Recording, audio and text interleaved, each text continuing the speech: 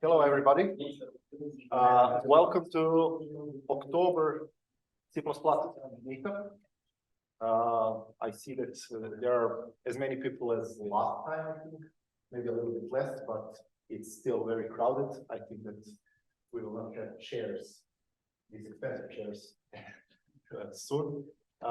Please enjoy today. We will have an interesting subject, and our lecturer for today is Nikita Kashkin, and he will present us some interesting things about new image compression formats. And also, I would like to say that this is, I think, the first time that we have a non-Serbian speaker on our meetup. And that's wrong. He's a Serbian speaker. He became one. He became one. Okay, but now you will speak in English, and today you are not a non-Serbian speaker. Okay. Enjoy.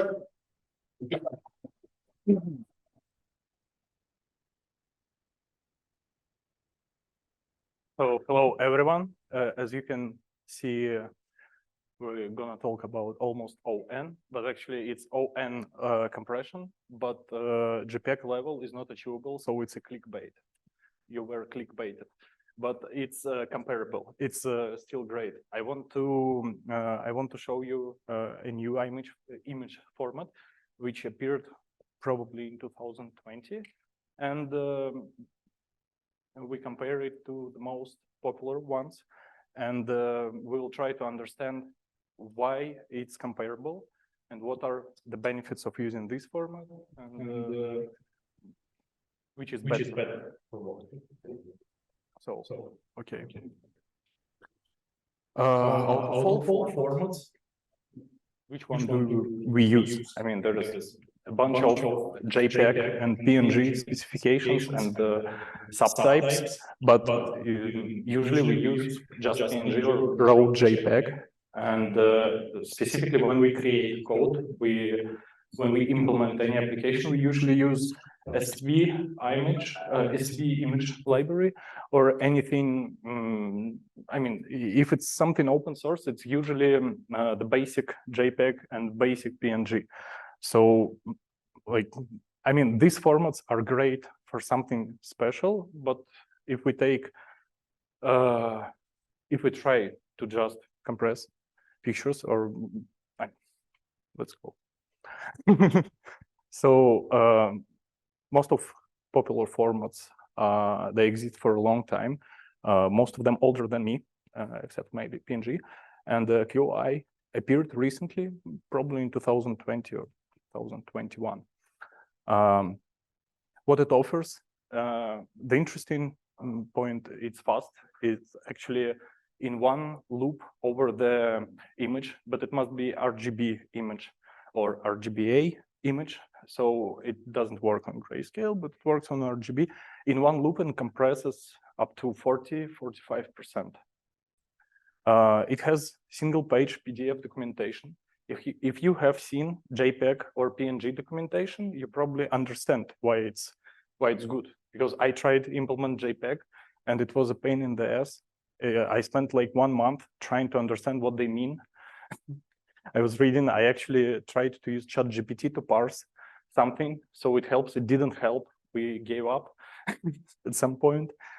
And yes, it actually compresses images. So first, let's see how good it is at something. I took some pretty random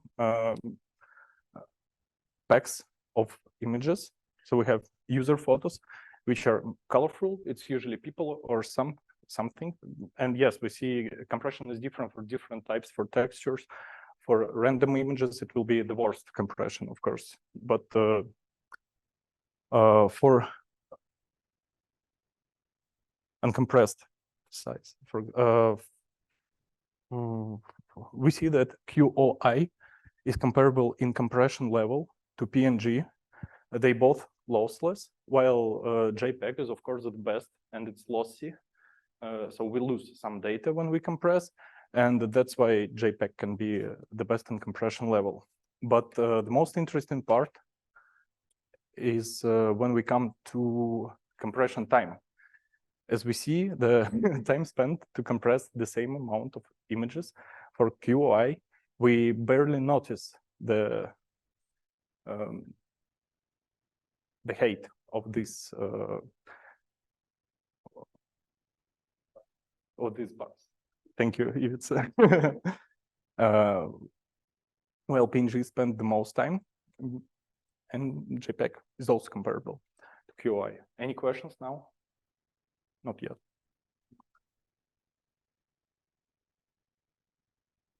Oh, I'm sorry.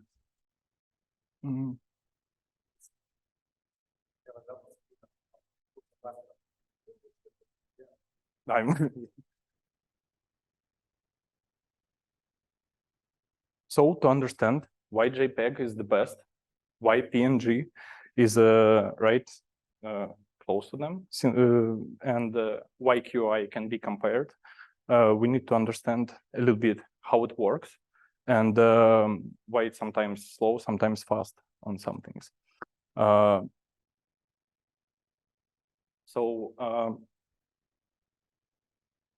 QoI goes in one cycle, while JPEG goes in multiple cycles. We split the image in 8x8 blocks, and for each block we apply some amount of operations.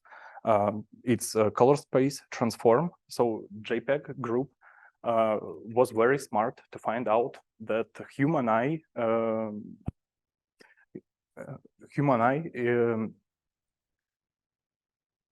doesn't notice changes in some doesn't notice changes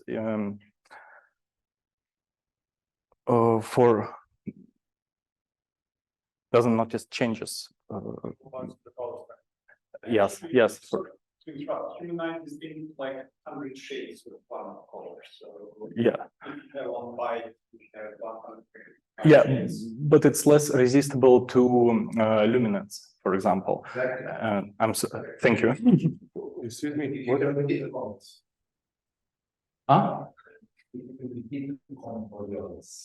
Okay, so yeah, human eye is less resistible to the luminance of the color and more resistant to other parts of spectrum. So the idea was to convert from RGB color space to another color space where we can keep the main luminance component and get rid partially or sometimes even totally get rid of other components. So actually JPEG doesn't have to do this, and this step can be skipped. And on this step, we already lose some data when we try to compress. Here's the example formula. Current step is pretty simple. The second step is to apply discrete cosine transformation. And the main part of this, we will not get into details. But look at the example data of 8x8 block from image. We see that there is a super different component on the left. The first one, sorry. So the first one, it has the biggest absolute value, and JPEG then uses this this idea of discrete cosine transform to compress even more. All other values in this array, they become less important. So this example code, how it could look. And the actual compression for JPEG happens when we quantize. We basically just divide each value from the previous array by some other value. These quantization tables, they defined in specification and they empirically found by people. So after this process, we have some, after quantization, we have this 8x8 block which contains a lot of zeros, and these zeros are then used to actually compress image, because these are the most important components, most important values which they define the color and the image. So then we use the amount of newly appeared zeros to use run length encoding, and after this process we have a smaller sequence of pixels. They described by smaller sequence of pixels.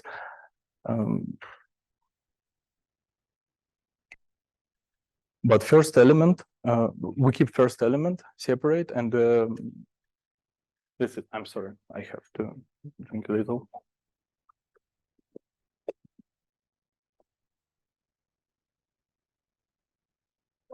Do you currently understand anything? Okay, thank you. So, thank you.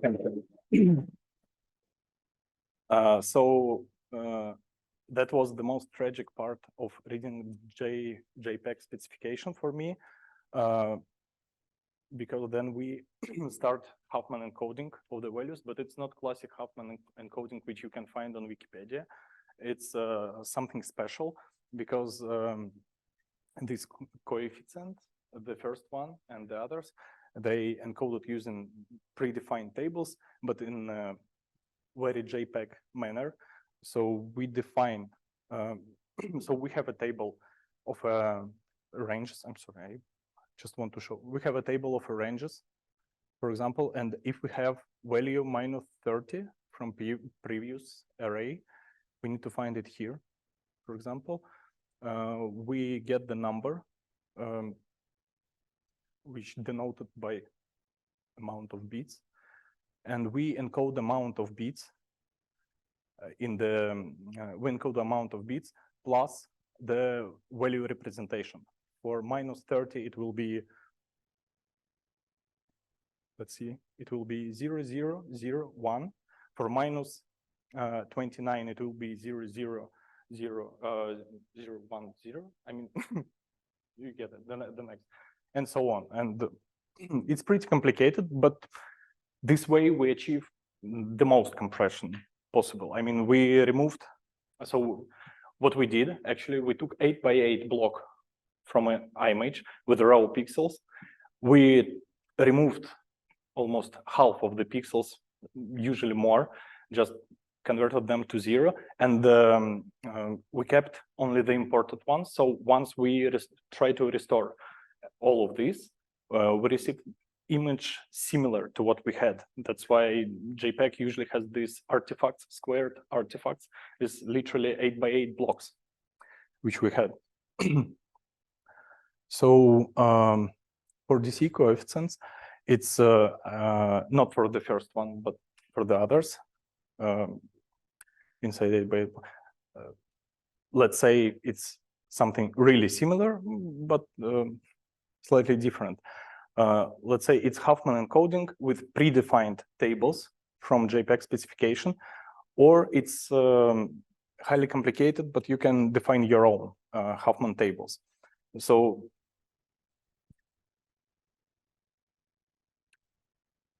and finally, after we went through all of these steps, we can write to file, and this is also pretty complicated part, because JPEG specification defines a lot of special headers. It basically allows you to do anything with the image, but you must you must write it proper way. So it's like C++ in the level in the world of compression. JPEG, it allows everything, and you can do whatever, but it's pretty complicated, as I said. If we take a look back into the charts, we see JPEG wins in compression size and usually wins in compression time. If we don't compare with QI, of course, but if we compare with PNG, now we know why. Because it compresses really hard. It removes. We lose a lot of data. We lose a lot of data. That's how it achieves its compression level. While for the speed, it runs. Let's say this 8x8 block from image is taken once, and inside this 8x8 block we have a couple of cycles. 3, maybe 4 cycles. So it's not hard for CPU. Okay. Unfortunately, I don't know a lot about PNG, but I know why it lasts so long for a PNG to compress file. I figured out it's because of filters and because of the way filtering is achieved. So PNG, before processing image, wants to prepare data to be more look-alike between each other, so we have more stable data, and it's easier to compress when we know what we're working with. And PNG applies a set of filters to change the image before compression. And each filter does something, subtracts, multiplies, maybe sometimes does nothing. But the thing, PNG chooses the filter by trying all of them. So for every pixel, we try 5 or 6 filters, and then once we found the best one, we apply it, and we remember this thing. And it happens for every image. So then PNG has LampLZIF or variation of LampLZIF, LZSS, LZW. It's I mean, officially PNG uses deflate. Deflate is a combination of LZW or LZSS with Huffman encoding, which is also complicated. I will not get into details, also because I don't know. But the thing is, it requires dictionary, and basically it works on repetitive sequences inside these images. That's why we need filters.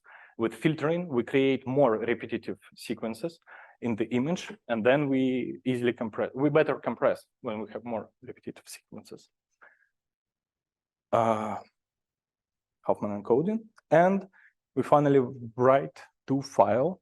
It's slightly easier than for JPEG, but also pretty complicated. It has a lot of PNG is also ready for everything in the world to happen. So they defined in the specification all variations of headers. You can define your own headers. They're mandatory and non-mandatory, optional headers. They also checksummed every chunk, every part of information containing meta information about image or the data itself. CRC, it requires a CRC checksum for it. So let's look again at the tables. And we see, yes, PNG is damn slow. It's slower than anything. And it doesn't even compress good sometimes. Sometimes filtering, so there is no way to find the best filter ever for every image. So sometimes PNG can actually fail and compress image bad. I mean, it will compress worse than it could because they didn't know, just because of the way it tries every filter. And yes, PNG is the slowest one. However, it's lossless. We don't lose data. Any questions?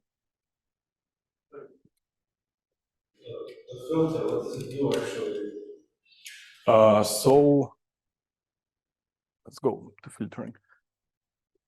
So for example, we have image is just a sequence of bytes. Each byte might represent any color or less or more. So if I want to compress this data, I know I can compress better if it's if this data is 1111111, and if I can make any other data to look like 1111111, I will do it using some function. Let's say it's hash function or something. Basically, that's called filtering. We apply some function to a sequence of bytes to a stride of image. And after this, these bytes, they look like something we know how to work with and easier to compress. So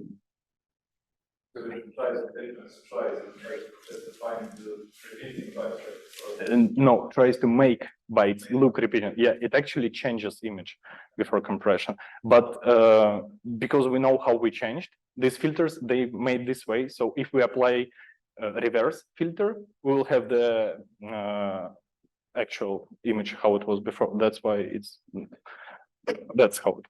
Especially when you use these filters, does that change the image? Does that make Yes, PNG yes, but it's lost? reversible.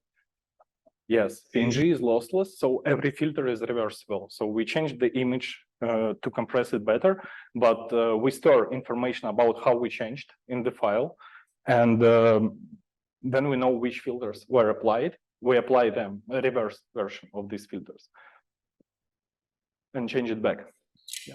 Do you apply the same filter across the whole image, or honestly, I don't know. Let's say from abstract point of view, like we have function which does something, and we have another function which negates the result of this function. It just changes back the results. And I don't know the names of filters. I don't know actual specifics. I just know that for the presentation, the most important part is to understand that there is filtering, and they just basically apply filter to every, like all filters, compressor knows, encoder, all filters encoder knows, tries to apply to every stride of image. So it applies like 5 filters for one line. We apply it 5 times. We find the best and we keep it, and we remember it. Yeah.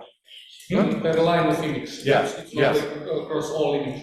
Yeah, it's per line of image. But it's still across whole image, because in the end we need to apply this to. So one more question regarding PNG. It appears that we all have questions about PNG. Unfortunately.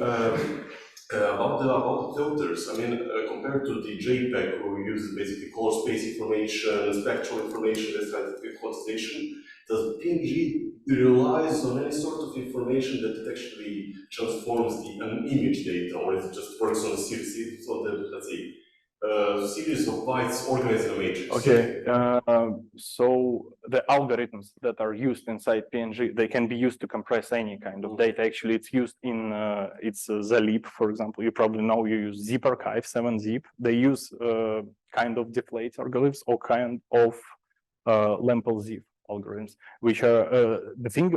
All these kind of algorithms, Lempel-zip, they use the repetitive sequences to encode. This is how they do it. They remember in the dictionary repetitive sequence, and instead of repeating it, they use reference, like 2 symbols before, like repeat what was 2 symbols before once, repeat what was 2 symbols before twice. Something. This example. Which is basically conversion of the Yes, and of course, yeah, it's not. So actually, the good question, it's not relied on the image data. I mean, filters, obviously, they should do something specific to image. You can't apply filters to anything. I mean, PNG was created like for, unless it was standardized. I mean, unless before it became standard, for 5 or 6 years, people were working on PNG standard for 5 or 6 years. So they certainly found a lot of specific filters, filters that's specific for images. And now we can come to the main cherry of the topic. It's QOI. QOI means quite okay image format. I'm sorry, quite okay image format, which this format create. I'm sorry, I will reference one thing. So this format was created by Dominik Zablewski. It's just a developer this guy, as he claims, he doesn't know anything about compression or images. He just tried to make a better algorithm because he hated JPEG and hated PNG for its for how it's complicated. And what he created is actually a nice thing. More and more software starts to support QOI, actually Irfan View and ImageMagick, and there is article on Wikipedia recently appeared, so it becomes something in our world. But how it works, let's see.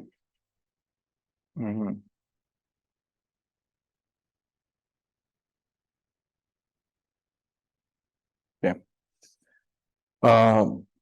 For QOI, there is only one step. It's only one pass. Yeah, I mean this step and the pass.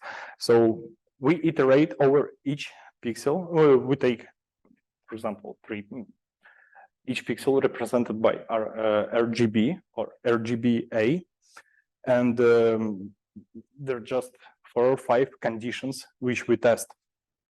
So if this pixel is the same as previous, we increment the run count of pixels. So we remember, oh, it's identical. We increment the count of identical pixels. So if we have a sequence of 5 identical pixels, we just store the information 5 and pixel and the pixel. So it uses run length encoding, just like in JPEG, but only in special case. If it's slightly different, I mean, if the values of the pixel, they are not, the difference between RGB values inside pixel not more than 2, 3, or 5, we can encode them in 1 byte. It's important that everything in QOI is 1 byte aligned. For example, in JPEG, the output that you receive on the compressed image is a sequence of bits, basically, because it's produced by Huffman table, and you have to align them manually. Well, QOI specifies that everything byte aligned, and if difference is not big, we just store the difference. And we can put it into 6 bits of information because it's not a big difference. If difference is slightly bigger, we put it into 2 bytes, not in 1 byte. So we use 14 bits to store the difference of some RGB values. If we have seen this pixel before in the array of 64 pixels, we remember some pixels from this array, and we use hash function. This way, we don't have to iterate through array to see if we had this pixel. We use hash function. We just take pixel from array of seen pixels, and if it's the same, we store the index in the array. And if everything above failed, we store full pixel. That's all. You probably didn't understand something about JPEG, maybe everything, something about PNG, but this looks like easy, right? Just look, it looks like I can go home and implement this. And yeah, okay, there is step 2, we save it into file. This is example, nice picture from some video, which shows how it's stored in the file. So we have a special tag for each chunk of information. For example, in first couple of bytes, we store metadata. Then we store the pixel. QOI RGB means, okay, this is full pixel. We just stored the values. Then we have the same pixel. We use special tag 11, and we store the amount of same pixel. There are 4 pixels there. Then we have pixel that we didn't never seen before. We store it fully, and at some point we have a pixel that's stored as index in an array. But okay, it's easier to see C++ implementation because it's pretty easy, and actually I want to go step by step. Do you have any questions now? Okay. How does it differentiate length of the difference? If the difference of subsidiary bytes overflows 1 byte, I guess it is 3 bytes. Okay. Does it work like that? So Mm. what is the go to previous slide, please?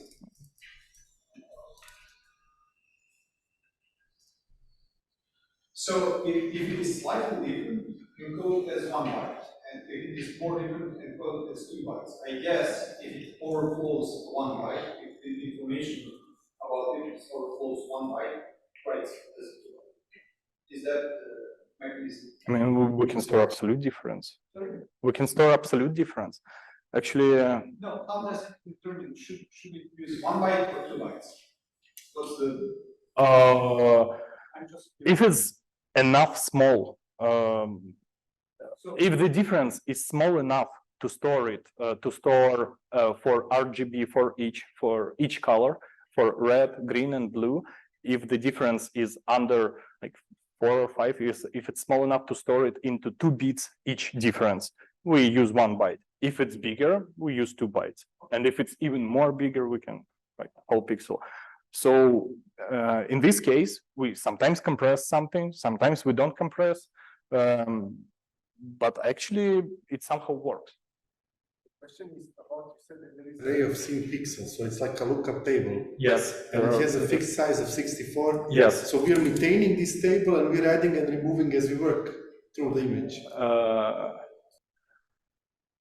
You mean, no, we don't remove any, I mean, let me show. We use a hash function to access to get the index in this array.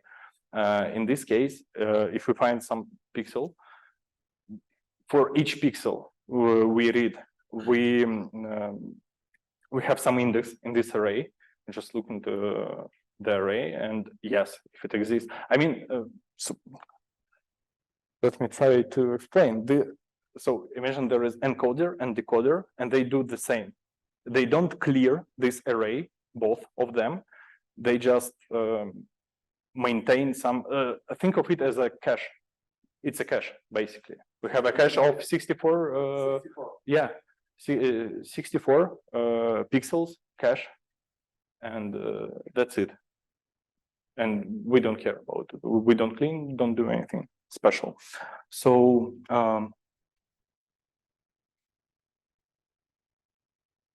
do this? Yeah. This is C++ implementation.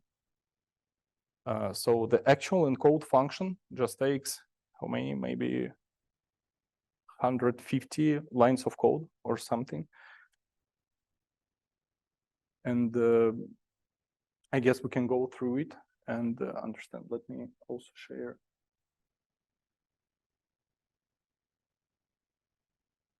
No, mouse pointer gets lost once I get it on this screen, so I cannot share this for our remote audience.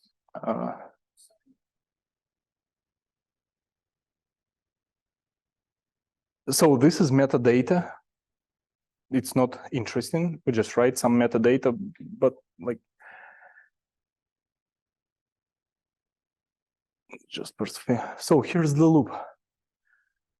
For each pixel, if we have RGBA, we also work with transparency. If not, we don't work. We don't care. If previous pixel equals to current pixel that we have received, we increase the run count, so amount of same pixels. Okay, when it's too big, we write it.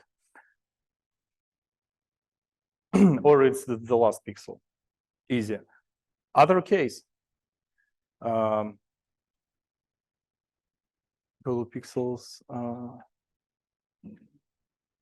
Okay, we clear the run, right pixel. So if previous pixel equals to current pixel. That is again the expedition. Oh, here, I'm sorry. So it takes pixel, calculates cache. So yeah, so we take pixel. This is how my position in the cache array is maintained, we use this pixel hash, which looks like this. Yeah, we just multiply things and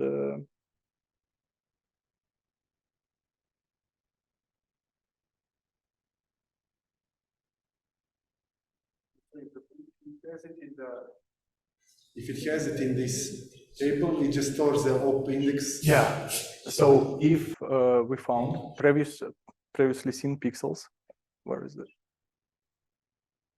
It doesn't jump me to, unfortunately. So there is an array of previously seen pixels. Where is it? It's encoded. Huh? Oh yeah, here it is. That's it. It just maintains array of 64 bytes. This is cache of previously seen pixels. We use this hash function to get the index in this array. If we found pixel from this array, we write index of array instead of pixel. So if we have the same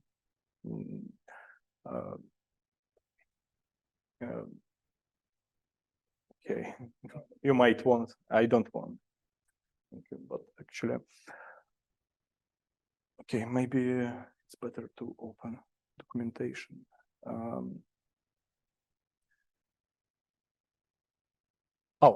This is the case where we calculate difference between RGB values of previous pixel and current pixel. Here we test if it's not big enough, I mean, if it's small enough that we can store it in 1 byte, we just store it in 1 byte. If it's bigger, these values, they're taken from specification, and they, as Dominic said, they just tried out multiple times, and they figured out these are great values, and this all comes from the thing that we want byte aligned values. So yeah, so in this case we store 2 pixels, okay, and in pretty bad case we store whole pixel RGB, and okay, if it's not RGB pixel but RGBA, in the worst case we store RGBA. And that's it. That was whole algorithm that compress image. So let's see one more time how good it is. So imagine we have one guy who just tried a couple of times and found out this great algorithm, and this guy versus JPEG group is like hundreds of smart guys who know how human eye works, how images work. They photographers group, and like they know a lot of stuff. And the PNG, it's like also a bunch of smart people, and this little algorithm can be compared. Page with dates. With what? With dates. When created JPEG, when created PNG. Yeah. Maybe in these years, these guys solved in our. No, I don't blame anyone, of course. It's like, I mean, with this timeline, what actually good to see that we have a pretty long period of using the same formats for everything. Well, okay, maybe it was time for something new to appear. And I think this format is great. It's underrated, unknown. That's why I wanted to share with you. For like embedded system where you like read in one header, you put it's perfect for embedded systems, and we can talk openly about applications. How do we apply? Currently, in machine learning, we have like thousands of images to feed into network, and we don't have all resources, because with machine learning, all memory is maintained by network. And if we have application that processes images to prepare, for example, I would personally store in QOI format in memory, like bunches of images. Can you compare with GIF format? Because I believe GIF works in super fashion. As far as I remember, GIF also compressed data by. No, I haven't done.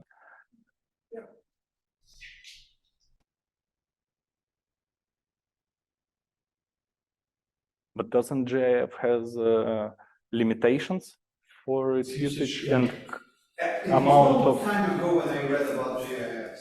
Okay, I'm done. Sure.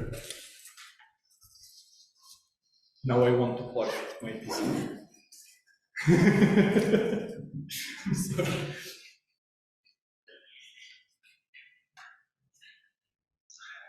So basically, this is the end of the presentation. What I wanted to show, I launched this on machine learning dataset with 20,000 images. I launched it on stock photos or some other datasets. In all cases, QoI is the best by speed. It's sometimes comparable to PNG. For example, I launched on a textures pack from Unity or something. There were a bunch of textures, and QoI compressed at the level of 72% of the data was compressed, and for PNG it was also 72 or even less, I guess. So it was even better than PNG at sometimes. And we talk about lossless compression, and it's like the fastest, and it's usually 20 or even more times faster than PNG.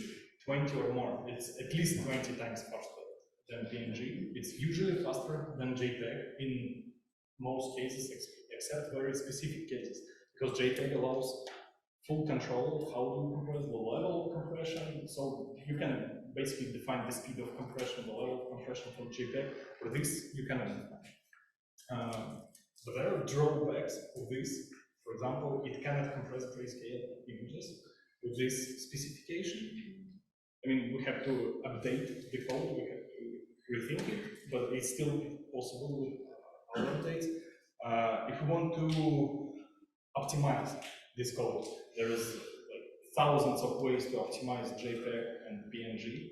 Compression PNG is not optimal officially.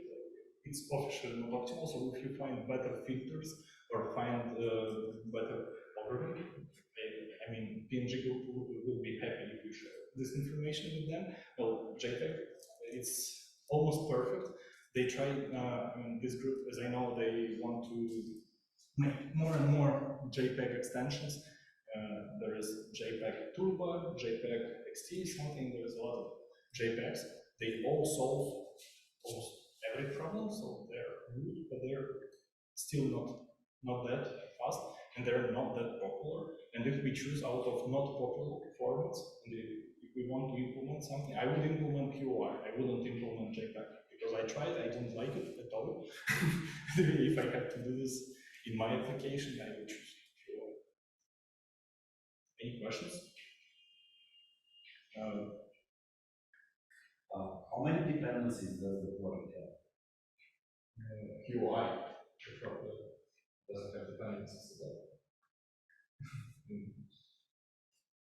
Yeah. Well, what do you mean by dependencies? Like the third-party libraries that It doesn't use any. It's just a QoI is just algorithm. It's YCA and the image format is just it's 150 lines. Just algorithm. You can just copy it and use it when you want to compress anything that has 3 bytes in single entity. Just like this way. It actually has multiple implementation. It's what I wanted to add. It was funny that they got implementation like in C, in probably Rust, and in Haskell. And Haskell won in performance just because it's really hard to write very high efficient parallel C or C++ or any recurrent language. But in Haskell, you just do a bunch of mathematical things and compiler figure out what to do better than humans. It's actually funny. That, yeah, I didn't know that Haskell won. Maybe right now they have better implementation, and also there is a very interesting language from Google, which is new. It's E or something, I don't even remember. It doesn't have a syntax highlight in GitHub, but it's the language which is unsafe, but they have guarantees on that program is compiled, can compile only when it never go out of the boundary from memory. And actually, the big problem, which you probably heard of, is not possible on this language. The WebP format. It's not possible to implement the WebP. No. It's not possible to have that vulnerability which was in WebP. And actually, with WebP, was very interesting that mathematically, spec is correct and it's proved with formal verification. But still, it has a bug because it's like to explain it. Imagine geometrical progression, which is logarithm. Sum of geometrical progression will be constant. But if you try to calculate it to recursion, you will have infinite recursion. Mathematically, it's finite, but you need like infinite size of stack, which it was vulnerable. I think somebody else. Well, we already mentioned several implementations and parallelization. The algorithm doesn't look like something that could be vectorized. Are there any implementations that We will have expert. No, it cannot be vectorized. Yeah, I mean, it seems like something that It does look like something that maybe, but yeah, that was the one. it's not simple to vectorize. Yeah, so about That's why actually Haskell is great, because Haskell sometimes can figure out these hidden like combinations which we as humans can't see, because But you like, have it tries to recombine everything somehow. This code has so many loop carried dependencies. You always depend on the previous pixel. Yeah. You always depend on the previous pixel. With JPEG, maybe Yeah, because but you're working locality on is high. Locality is high. that's true. That yeah, but you depend Yeah, on the but previous pixel. this is Representation perfect algorithm for single-threaded application to compensation. Okay. Do we have to use it just with RGB or with roof, HCD? No, it works only in Only one with- color space, only with the RGB. RGB. Yeah, maybe RGBA. That's I mean, to me, it seems to me that those should also work with any other color space, because it's just, bunches of bits. that Yeah, needs to yeah, represent. yeah. It can work actually with, okay, if it's not image, you can put any kind of data into it, I mean, and redefine a couple of references. So, I mean, the idea with the cache lookup table to say the index from the array, this idea can be used in any kind of cache. It is probably used in multiple. So, I mean, in this particular case, for the what's that three-dimensional representation of individual pixels, I mean, basically HSV or whatever other color space is three dimensions, so just swap RGB with whatever. And okay, and if you want to update this to support pixels that contain 5 components or even more unlimited, you just increase the amount. It's all because of byte alignment. So if you align this algorithm not by 1 byte, by 2 bytes, you can change the encoding process. And for example, remember this moment with the difference? We need the difference between the pixel and previous pixel to be not big, because we cannot store too much information. If we can store in 2 bytes, that's well, we can have bigger difference. So more things, but it will have less compression, of course. Do you measure the coding time for this one and compare with other formats? Decoding time of this format and other formats. Yes. Do we compare? Okay, there are. Okay, let me tell you. There are a lot of benchmarks actually done already, and on QOI website you can see them. I personally didn't do decoder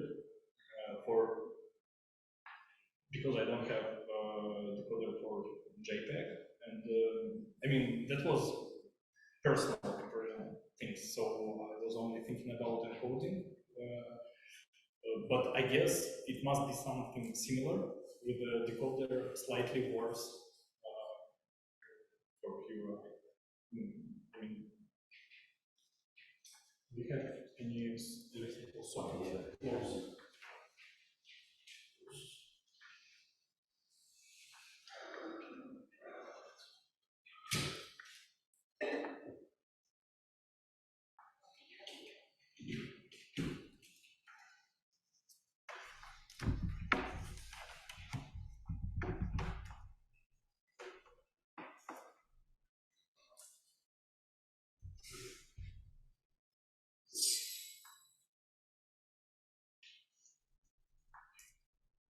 So decoding speed for PNG will be faster than encoding. This is for sure from the way how it works. We don't need to iterate over filters because we already know which filters to apply when we decode. So if we compare decoding speed to I,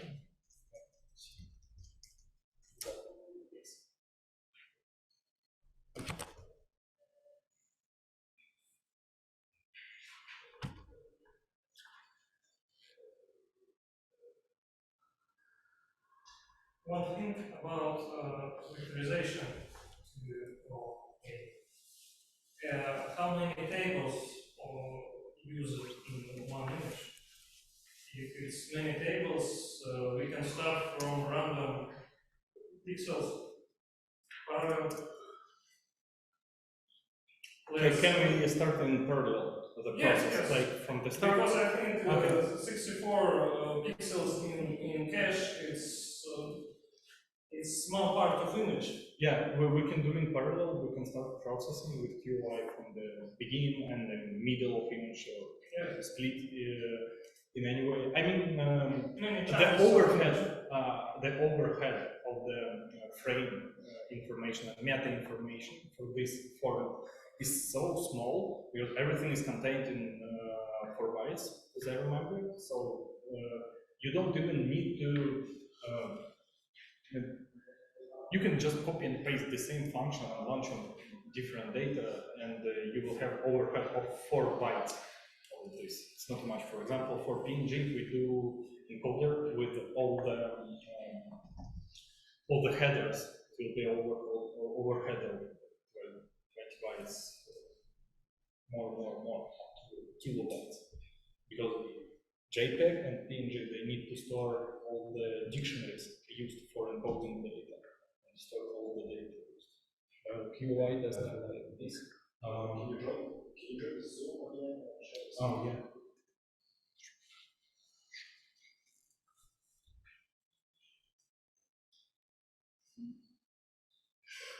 It was CPP Serbia /me.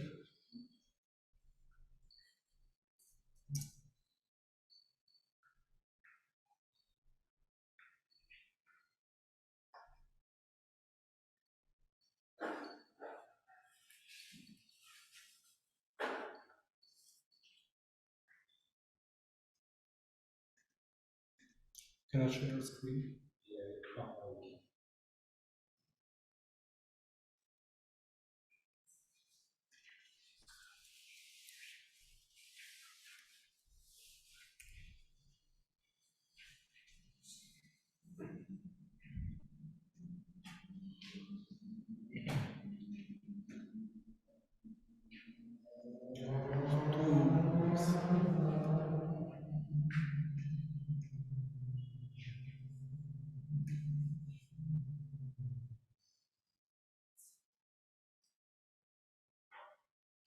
So we can see that the code. We cannot see. It's too small. Okay. The code breaks. Do you see now? Yeah.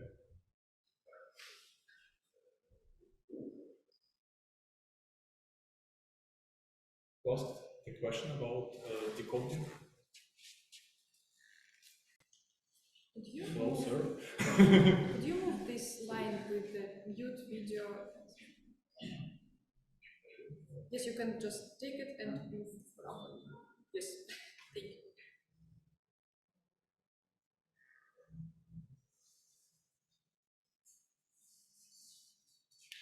So we see the decoding speed for QI is not much different as expected.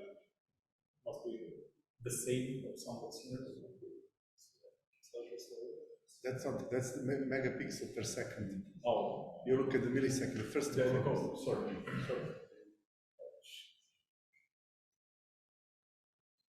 So yeah, decoding for PNG is much faster than encoding, while decoding for QI is on the same level. Actually faster. I expected it to be the same, because by the definition of how it works, it should be the same. It shouldn't be worse. It shouldn't. I mean, it should be on the same level. You don't need to look up in the cache. You know No. You need to look in the cache and We don't calculate hash I mean, function. the recording you already have the But we do this to still store, because to decode, we take this pixel from hash. And when we decode, we take the index, we still need to apply the hash. You need to maintain the cache, but you don't need to look the new pixel in the cache. Because you are there decoding and you go directly to the index.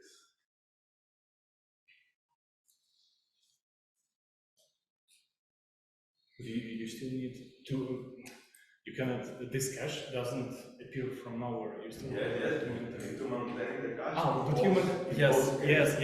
But in one you need to search, and in the other you go. You anyway maintain, but when you encode, you also. This STBI is for JPEG. Yeah, this STBI supports JPEG, PNG. This is they showed this in the example exactly because in a lot of C projects, probably in all C projects, what involves the JPEG or PNG STBI library is used. It's a simple single header set of libraries to work with images. By the way, from all the complexity and things JPEG allows, STBI and all libraries I have seen, it's not one, but maybe like 4 or 5 libraries that work with the JPEG. They support only one type of JPEG, which is the most popular one, and it's enough for most of us, while the JPEG specification allows so many things to work with JPEG, and it also it's a minus of JPEG. It's so complicated that some people just don't want to implement the whole stuff. And it's okay. Any other questions? It is not patented. It's not. No, I think it's open license or something. I don't know. I don't know. Wait, what patent? Algorithm? I don't know. You can't patent mathematics.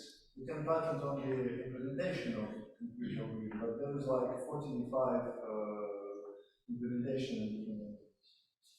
You can see MIT licensed, single file MIT licensed library. Yeah, the implementation. You can license only implementation. The mathematics can be licensed or patented or anything. Well, in the United States, everything can be patented. Microsoft at one point patented binary representation of numbers. And they got the patent until, obviously, the people started complaining that binary representation is still long before Microsoft. No, I think they still patent not some sort of implementation, and they try to leverage all your implementation very much like us, so maybe it was there. Because even by their patent system, mathematics and algorithms can be patented. That's what they have. I agree with you. Unfortunately, people don't know what mathematics is. Let's be honest, if you want to patent something, you don't publish it on it. If we see this, it's not patentable. I mean, it's corporate. If it's corporate secret, it's inside corporation. Is this supported by browsers? Huh? Is it supported by browsers? No, not by many. So it's there is a whole window for you if you want to see all these in browser support of QI. It's interesting. There are already plugins for some software. Actually, on GitHub they show everything.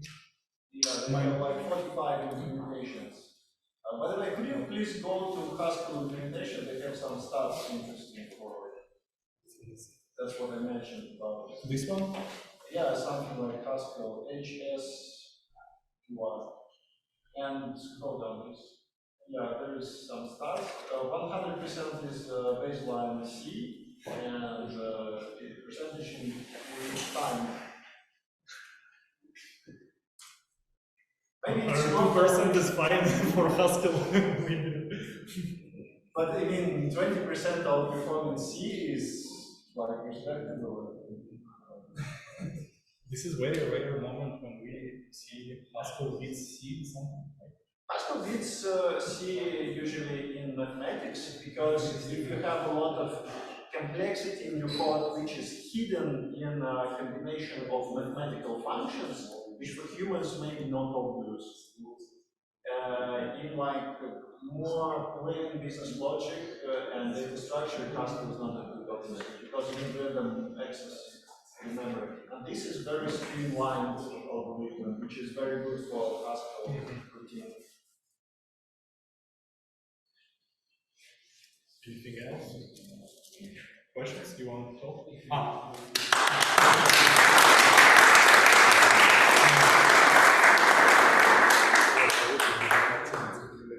Oh, actually, with presentation we cannot. I'm sorry, we can see also a little bit more data, so it's not possible. So, okay.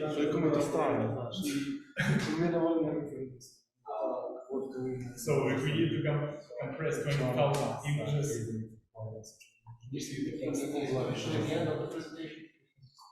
It's there, it's there. So, thank you.